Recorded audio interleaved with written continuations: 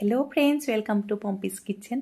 আজি লৈ আহিছোঁ ইলিচ মাছৰ ফ্ৰাই ৰেচিপি। ইলিচ মাছ খাই খুব ভাল লাগে, তাতে এইদৰে ফ্ৰাই কৰিলে খাবলৈ বহুত বেছি টেষ্টি হয়। তেতিয়াহ'লে আহক।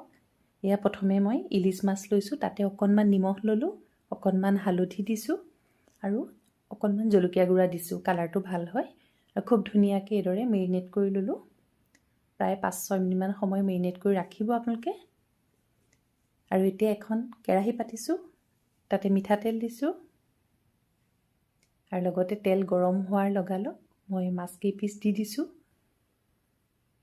আৰু খুব ধুনীয়াকৈ গল্ডেন ব্ৰাউন হোৱালৈকে মই ভাজিম। এতিয়া লুটিয়াই দিছোঁ যাতে দুইটা ছাইডৰ পৰা মাছ কেইপিচ খুব ভালদৰে ভাজ খায়। যিহেতু ইলিচ মাছ খাবলৈ টেষ্টিও হয় আৰু কাঁইটটো অলপ বেছি, এইদৰে ফ্ৰাই কৰি খালে অলপ কাঁইটটো কম পোৱা নিচিনা লাগে, কাঁইটটো থাকেই। এয়া ইলিচ মাছৰ ফ্ৰাই প্ৰস্তুত হৈ গৈছে, খুব ভাল লাগে এইদৰে খাই। এতিয়া এইদৰে এখন প্লেটত পৰিৱেশন কৰিম।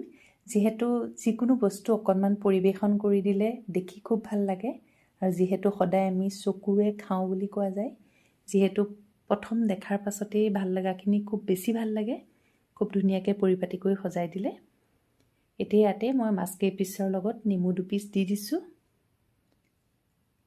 আৰু লগতে অকণমান কেঁচা পিঁয়াজ এইদৰে কাটি লগত দি দিছোঁ। এটা ধনিয়া পাতেৰে সজাই দিছোঁ, দেখি তেতিয়া খুব ভাল লাগে। আৰু এতিয়া আমাৰ পৰিৱেশন সম্পূৰ্ণ হ'ল। এইদৰে আপোনালোকে গৰমে গৰমে জুতি ল'ব ইলিচ মাছৰ ফ্ৰাই।